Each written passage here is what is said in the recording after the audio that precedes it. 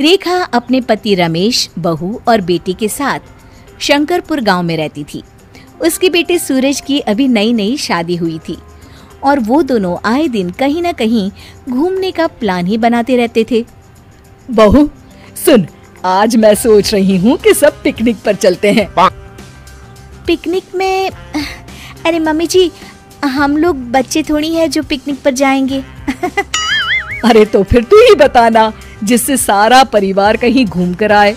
देखना मौसम भी कितना अच्छा है, बड़ा मजा आएगा।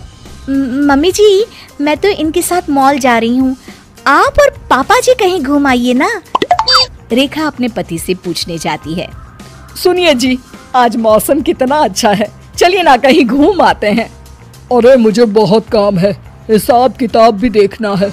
जाओ तुम सूरज और बहू के साथ घुमाओ। अरे वो लोग तो पहले से ही घूमने जाने का प्लान बनाकर बैठे हैं। तो मैं क्या करूं, तुम खुद ही घुमाओ ना। इस घर में तो मेरी किसी को पड़ी नहीं है, ना बहू बेटे मेरी बात सुनते हैं और ना पति। मेरी तो किस्मत ही खराब है। ओफो रेखा, मुझे काम करने दो, जाओ अब तुम यहाँ से। हाँ जा रही हूँ। रेखा गुस्से में हॉल में बैठी होती है, तभी उसकी सहेली उषा का फोन आता है। अरे रेखा, कैसी है? अरे क्या बताऊं, मेरा तो बड़ा ही बुरा हाल है। मुझ पर तो ना कोई ध्यान देता है, ना मेरी कोई बात मानता है। मेरी जिंदगी तो बेकार हो गई है उषा। अरे बस इतनी सी बात, मेरे घर में भी पहले ऐसे ही होता था, पर फिर एक दिन मैंने अपनी याददाश्त गुम होने का नाटक किया और फिर सभी घर वाले अपना काम छोड़कर मुझ पर ऐसे ध्यान देने लगे मानो मुझसे जरूरी उनके लिए कुछ है ही नहीं। मेरी मान, तू भी कुछ ऐसा ही कर ले। क्या ये तरकीब सच में काम करेगी? हाँ, तू कर तो सही ये नाटक।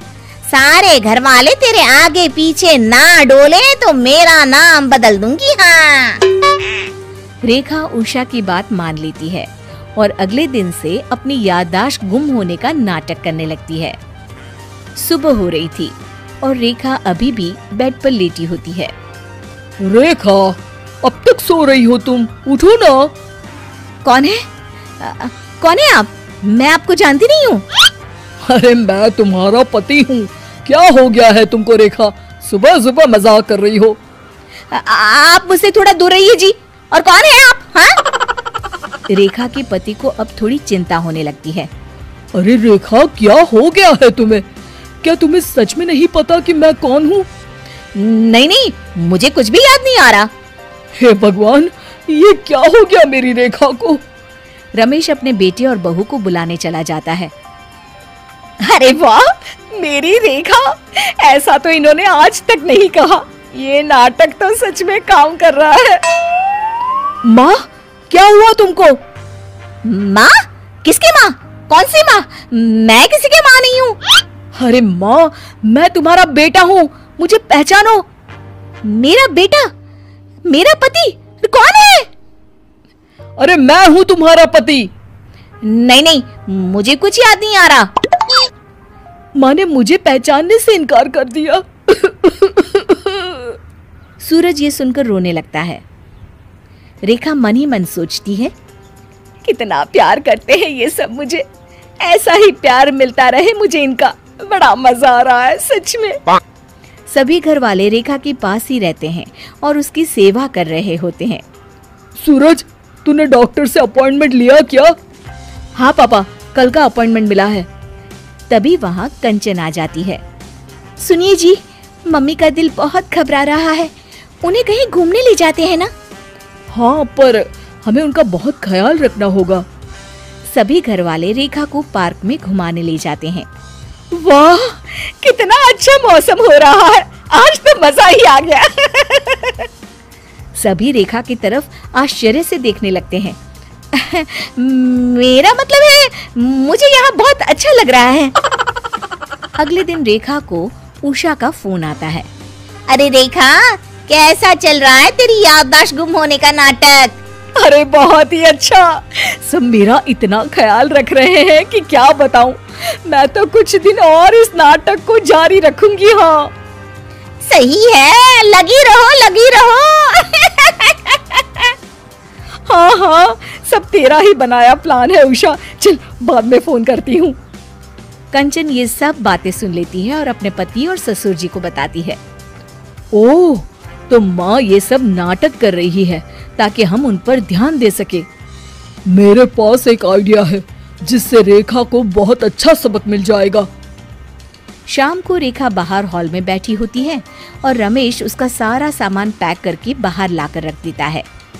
ओहो, तो हम कहीं बाहर घूमने जा रहे हैं। क्या बात है, क्या बात है। पापा, सामान पैक हो गया? चलो जल्दी चलते हैं फिर।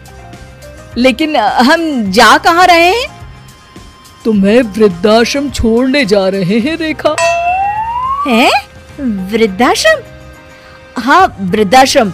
आपको कुछ याद तो है नहीं, तो हम भी फिर आपसे रिश्ता क्यों रखे? और रखे भी तो कौन सा रिश्ता रखे? हैं? नहीं नहीं, मुझे कहीं नहीं जाना। जाना तो पड़ेगा तुमको, ये तुम्हारा घर तो रहा नहीं अब। सही कहा ना मैंने? अरे पापा जी, आप क्यों इनसे बात कर रहे हैं? जल्दी चलिए ना, हमें लेट हो रहा है। वृद्धाश्रम की बात सुनकर रेखा जोर जोर से रोने लगती है। अरे मुझे कहीं नहीं जाना, मुझे सब याद है।